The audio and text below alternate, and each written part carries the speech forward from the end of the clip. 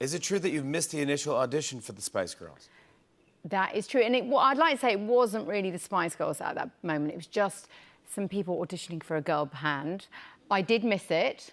I was up a mountain because my mother's Spanish, and I'd burnt my face it was like really bad, like an apple.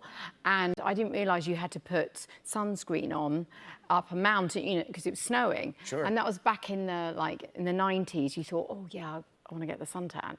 And I didn't go to the audition, but somehow I just kept that advert on my mirror. And a few months later, I thought, I wonder if that's still going. So I just rang them up and said, come along. The rest is history.